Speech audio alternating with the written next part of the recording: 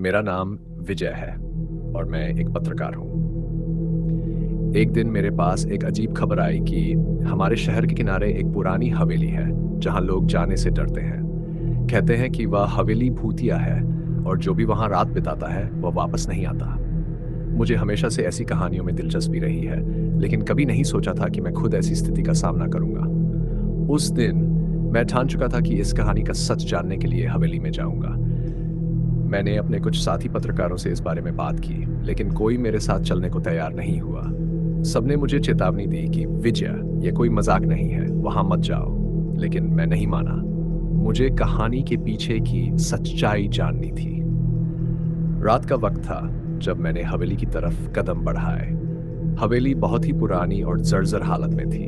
अंदर जाते ही हवेली की पुरानी दीवारें और फटी हुई खिड़कियां मेरे कदमों की आवाज से गूंजने लगीं।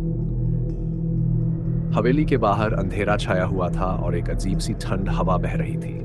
हवेली के दरवाजे पर खड़े होते ही मेरी रीढ़ की हड्डी में एक ठंडी सिहरन दौड़ गई, लेकिन मैंने अपने डर को काबू में किया और दरवाजा खोला।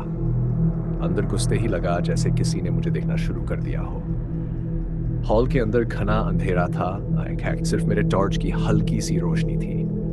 दीवारों पर धूल और मकड़ी के जाले थे। कदम रखते ही फर्श की लकड़ियों के चमड़ाने की आवाज ने माहौल को और भी डरावना बना दिया। अचानक एक झटके के साथ दरवाजा बंद हो गया। मैंने तुरंत पीछे मुड़कर देखा, पर वहां कोई नहीं था। मैं समझ गया कि यह रात सामान्य नहीं होगी। मैंने धीरे धीरे हवेली का मुआयना करना शुरू किया। हर कमरे में जाते ही महसूस होता कि कोई मेरी परछाई की तरह मेरा पीछा कर रहा हो। एक पुराने कमरे में मैंने देखा कि वहां एक पुरानी तस्वीर लटकी हुई थी। वह तस्वीर एक औरत की थी, जिसकी आंखें मेरे दिल में अजीब सा डर पैदा कर रही थी। उसकी आंखें मुझे घूर रही थी, जैसे वह मुझे अपने अंदर खींच लेना चाहती हो। मैं तेजी से उस कमरे से बाहर निकला और ऊपर की मंजिल पर गया। वहां एक बड़ा सा कमरा था, जिसकी खिड़कियां टूटी हुई थीं और हवा की आवाज के साथ झूल रही थी। अचानक मैंने सुना कि किसी ने मेरे कानों के पास कुछ फुसफुसाया। तुम यहाँ क्यों आए हो? मेरी सांसें तेज हो गई। मैंने टॉर्च घुमाई, लेकिन वहां कोई नहीं था। इतने में दरवाजे के पास से एक परछाई दौड़ी।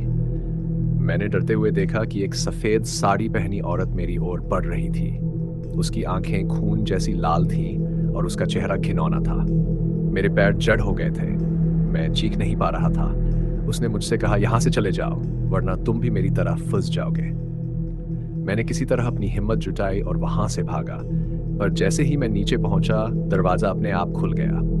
बाहर आते ही हवेली के दरवाजे जोर से बंद हो गए, जैसे हवेली ने मुझे बाहर धकेल दिया हो। मैं पसीने में तरबतर और दिल की धड़कनों के साथ घर पहुंचा।